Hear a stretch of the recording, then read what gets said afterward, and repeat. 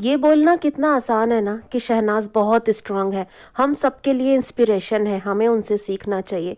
लेकिन वो किस गम से गो थ्रू हुई है, ये हम में से कोई नहीं जानता। उनमें किस तरह से इतनी स्ट्रेंथ आई है, ये हम में से कोई नहीं जानता। वो किस कदर अपने गम से डील करती हैं, ये हम में से कोई नहीं जानता। लेकिन आज शहनाज ने अपने एक इंटरव्यू में ये सारी ही बातें बताई हैं, इन पर खुलकर बात की है। आज फिल्म फेयर का एक इंटरव्यू सामने आया है शहनाज का, बहुत बड़ा आर्टिकल है गाइस, जिसके कई पार्ट्स मैं आपके लिए लेकर आऊंगी। उसका फर्स्ट पार्ट मैं आज आपके साथ शेयर करना चाहती हूँ, जिसमें शहनाज ने खुलकर बात की है अपने गम पर, अपने स्ट्रगल पर, अपने अप एंड डाउन्स पर जो लाइफ में आए हैं। तो आप वीडियो को एंड तक ज़रूर देखिए, लेकिन उससे पहले आप मेरे चैनल को सब्सक्राइब करके बेल आइकन ज़रूर प्रेस कीजिए। और आप चाहें तो मुझे इंस्टाग्राम पे भी फॉलो कर सकते हैं, लिंक मैंने डिस्क्रिप्शन बॉक्स में दे दिया है।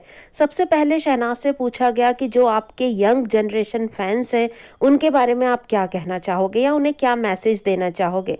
तो शहनाज ने कहा कि जो मेरे यंग फैंस हैं मैं उनसे यही कहना चाहूँगी कि आप फोकस करो अपनी स्टडीज़ पर, और थोड़ा सा अटेंशन मुझे भी दो, मेरे काम को भी दो, लेकिन फ्री टाइम में अपने आप पर फोकस करना बहुत ज़रूरी होता है। अपने करियर के बारे में इम्प्रूवमेंट करना बहुत ज़रूरी होता है। और शहनाज ने कहा कि मैं भी वही करती हूँ, मैं भी खुद पर सबसे ज़्यादा फोकस करती हूँ। इसी तरह से आप भी अपने एजुकेशन को फोकस करो, एजुकेशन पर फोकस करो और अपने करियर में ग्रोथ करो, ये बहुत ज़्यादा ज़रूरी है। और साथ में मेरे काम को भी अटेंशन दो, लेकिन उससे आपको डिस्ट्रैक्शन नहीं होना चाहिए, सिर्फ और सिर्फ फोकस रखना चाहिए अपने करियर पर।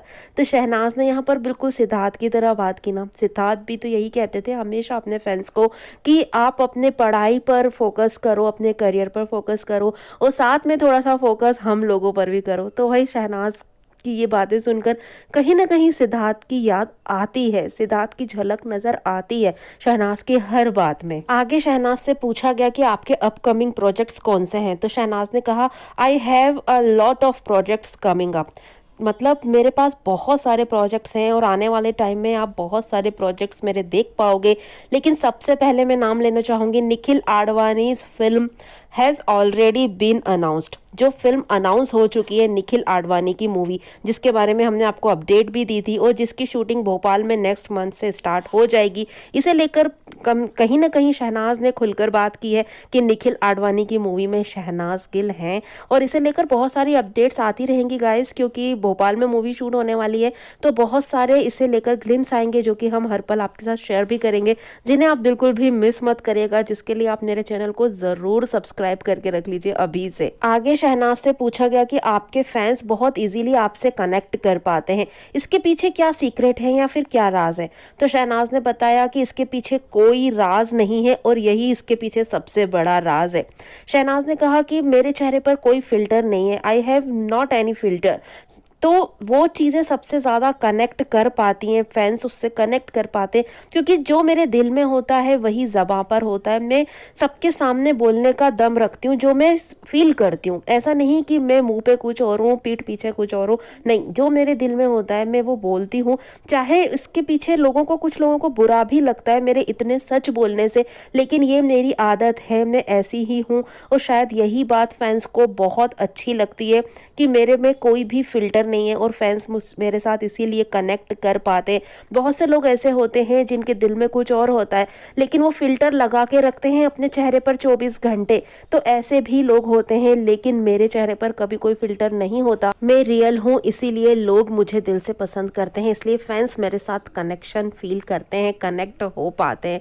तो ये बात तो बिल्कुल सही है, हमने बिग बॉस 13 में भी देखा, और उनकी रियलिटी और सच्चाई की वजह से हम उनके साथ इतना ज़्यादा कनेक्ट कर पाते हैं, बिल्कुल अपना समझते हैं, अपनी ही तरह मानते हैं।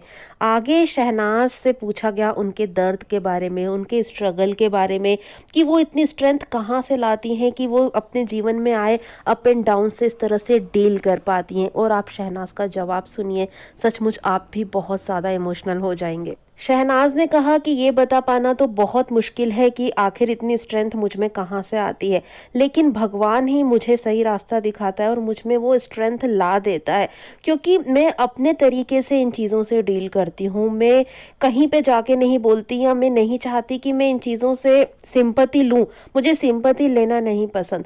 तो मैं अपने गम से खुद की तरीके से ही डील करती हूँ, और मुझे ऐसा लगता है कि मैं बहुत स्ट्रांग हूँ और हर तरीके की सिचुएशन से डील कर सकती हूँ, बस मुझे सिंपैथी लेना नहीं पसंद। और ऊपर वाला है, भगवान है हमेशा मेरे साथ, जो मुझे सही रास्ता दिखाता है, और कहीं न कहीं इन चीज़ों से डील करने के लिए मुझे और भी ज़्यादा स्ट्रेंथ फ़ील होती है। अगर कोई मेरी फैमिली में है या मेरे आस-पास है, मेरे फ्रेंड सर्कल में है जो दुखी है या जिसे मेरी ज़रूरत हो, तो मैं उसकी हेल्प करती हूँ। लेकिन जब मेरे साथ ये सिचुएशन आती है, ये डिफ़िकल्ट सिचुएशन आती है, तो मैं खुद अकेले ही उन चीज़ों से डील करती हूँ, और मुझे भगवान पर पूरा भरोसा है कि वो हर पल मेरे साथ हैं, वो मेरी मदद करते हैं इस सिचुएशन से डील करने में। तो शहनाज़ आध्यात्म के राह पर चल पड़ी हैं, जिसके ज़रिए वो अपने दुःख से अपने गम से निकल पाती हैं और खुद में और भी ज़्यादा स्ट्रेंथ फ़ील करती हैं। तो शहनाज़ को सिंपैथियाँ लेना नहीं पसंद, ये हमें पता है, इसलिए शहनाज़ अपने गम की बात, अपने दिल की बात कभी कहीं नहीं कहती। वो अपने हँसी के पीछे अपने हर गम को छुपा लेना चाहती हैं, अपने काम में खुद को बिज़ी रखती हैं और अपने गम को अपने तक ही रखती हैं। तो ये चीज़ें हैं, ये शहनाज़ के दिल की बात है जो कभी कहीं तक नहीं पहुँची।